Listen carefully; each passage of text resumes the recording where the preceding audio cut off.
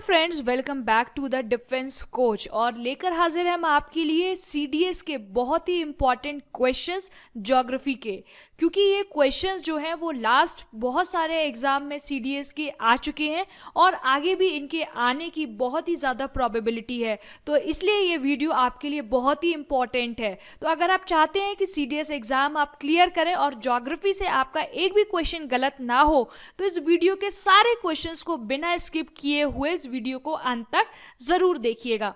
तो चलिए शुरू करते हैं।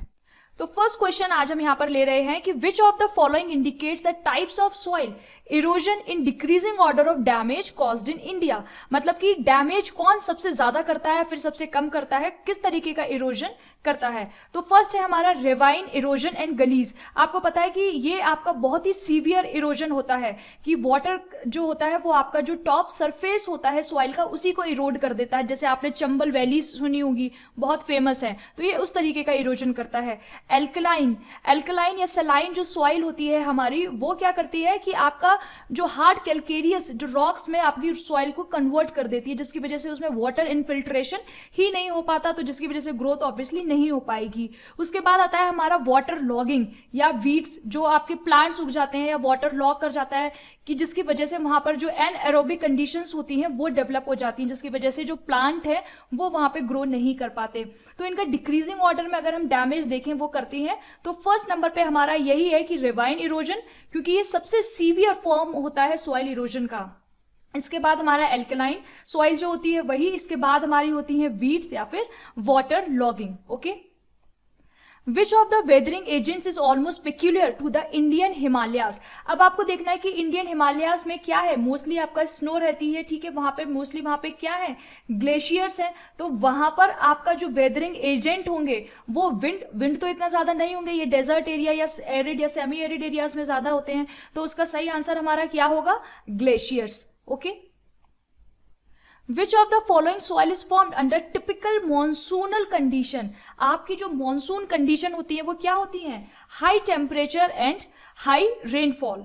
तो अगर हम देखें तो ब्लैक सॉइल मेनली हमारी कहां पर होती है, डेक्कन प्लेट्यू वाले पार्ट में होती हैं, और ये आपकी जो होती है वो ड्राइड एरियाज में होती हैं क्योंकि इनकी वाटर रिटेंशन कैपेसिटी अच्छी होती है। फिर अगर हम बात करें रेड सॉइल की, तो ये जो रेड सॉइल होती है वो बेसिकली आपकी डेसिडुअस फॉरेस्ट जो होते हैं उनके लिए अच्छी होती हैं, मतलब कि वार्म टेम्परेट जो रीजन होता है उनके लिए अच्छी होती हैं। फिर आती है आपकी लेटराइट सॉइल जो है वो आपकी होती है hot and wet tropical areas के लिए, यानी कि हमारी की मॉनसून कंडीशंस के लिए। तो लेटराइट सॉइल जो होती है वो आपकी टिपिकल मॉनसूनल कंडीशंस के लिए ही होती है। Which of the following is incorrect? Red soils are rich in iron. तो ये आपका ऑप्शन क्या है, बिल्कुल सही है। ये जो रेड कलर होता है सॉइल में वो किसकी वजह से होता है, आयरन की वजह से ही होता है। Black soils are rich in phosphorus, nitrogen and organic matter. तो ब्लैक सॉइल आपकी क्या होती है, इसमें रिच होती है, ये गलत है। ब्लैक सॉइल्स जो होती है वो बेसिकली आपकी लैक करती हैं। ओके, फॉस्फोरस इनमें नहीं होता है, फॉस्फोरस की इनमें कमी होती है। तो आपसे ये इनकरेक्ट ही पूछ रहे हैं, तो आपका इनकरेक्ट क्या हो गया, black soil. And alluvial soils are rich in potash, ये बिल्कुल सही है, but poor in phosphorus. And red soils are suitable for cultivation of pulses and coarse grains, ये भी आपका सही है। Which of the chief characteristics of the soil of the Indo-Gangetic Plain?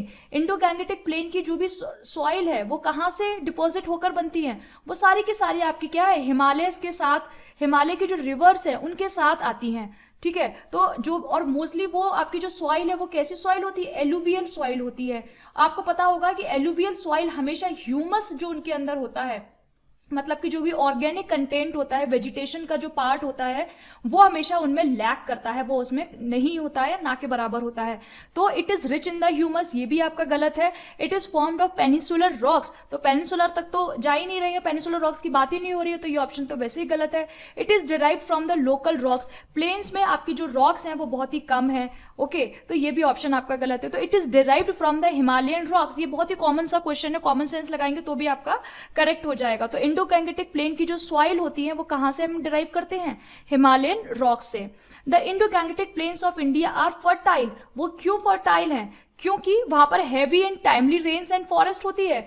तो रेन और फॉरेस्ट के अलावा हमको क्या चाहिए, सॉइल भी बहुत इंपॉर्टेंट है। बारिश भले ही होती रहे लेकिन सॉइल ही हमारी अच्छी नहीं है तो फिर हम क्या करेंगे, तो इसलिए ये ऑप्शन हमारा सही नहीं है। Alluvial soils brought by the reverse from the mountains, alluvial soil का होना एक बहुत बड़ा रीजन है कि हमारी इंडो गैंगेटिक प्लेन्स हैं वो बहुत ज्यादा फर्टाइल है। तो हमारा सही आंसर यही है। Hard labour of the farmers over the generation, better irrigation facilities, तो ये दोनों ऑप्शंस हमारे रॉन्ग है क्योंकि इरिगेशन फैसिलिटीज भी हम इंप्रूव कर ही रहे हैं। ओके और hard labour over the generations ये भी हम कहीं पर भी लगा सकते हैं, बट मेन रीजन क्या है हमारे गैंगेटिक प्लेन्स के फर्टाइल होने का, हमारी alluvial soils. Black soils are ideal for the cultivation of cotton is, क्यों है ब्लैक सॉइल हमारे लिए बहुत अच्छी, द कलर इज ब्लैक, ये तो कोई मतलब सेंस ही नहीं बनाता कि अगर ब्लैक कलर का है तो वो कॉटन के लिए अच्छा है। They can retain moisture, yes this is the right answer. क्यों है ये, क्योंकि ब्लैक सॉइल जो होती है वो मोस्टली क्ले टाइप की होती है। ओके तो इनके अंदर जो वाटर रिटेंशन कैपेसिटी होती है वो इतनी अच्छी होती है कि अगर इनको बहुत ज्यादा इरिगेशन ना मिले, बहुत ज्यादा वाटर ना मिले तो भी ये अपने अंदर वाटर रिटेन करके रखते हैं, जिसकी वजह से कॉटन की जो कल्टिवेशन होता है उसमें बहुत ही ज्यादा हमको हेल्प मिलती है। They are made up of lava, they are found on the plateau regions, तो ये भी आपके ऑप्शंस एकदम से गलत नहीं है, but this is the correct answer. The Cuddapah range lies between, तो कुडप्पा रेंज है वो आपकी कहाँ लाई करती है, गोदावरी एंड पालकोंडा रेंज के बीच में। आपकी जो कुडप्पा रेंज है वो ये जो आंध्र प्रदेश वाला रीजन है वहां पर आपकी ये कुडप्पा रेंज लाई करती है। आपको पता है इधर ईस्टर्न साइड में हमारे ईस्टर्न घाट से छोटे छोटे छोटे छोटे माउंटेन्स या रेंजेस हैं हमारी डिसकंटिन्यूअस, तो उसी में हमारी जो गोदावरी रिवर है वो फ्लो करती है, उसके नीचे हमारी क्या है, पालकोंडा रेंज है, और इन दोनों के बीच में जो रीजन है उसको हम क्या बोलते हैं, कुडप्पा रीजन, जिसको कि अब उसका नाम बदल के कुडापा मतलब उनके जो लोकल लैंग्वेज है उसमें कन्वर्ट कर दिया गया है।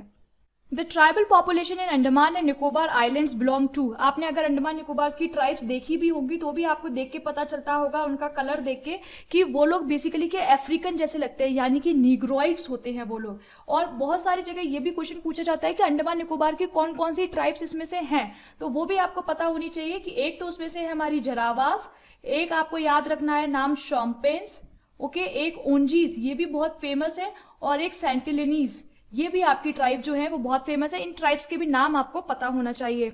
The bridge of the sand and rock in the Palk strait between India and Sri Lanka, India और श्रीलंका के बीच का जो ब्रिज है उसको हम किस नाम से जानते हैं, आप लोग को पता है कि राम सेतु ये नाम से हम जानते हैं। जो लाइमस्टोन शोल्स के जो बने हुआ ब्रिज है, बोलते हैं कि भगवान राम के टाइम का बना हुआ था, तो उसको हम किस और नाम से भी जानते हैं, एडम्स ब्रिज, यानी कि राम सेतु ब्रिज, जो कि आपका रामेश्वरम आइलैंड है और जो आपका मन्नार आइलैंड है उसके बीच में ये जो ब्रिज है वो आपका फॉर्म हो रखा है।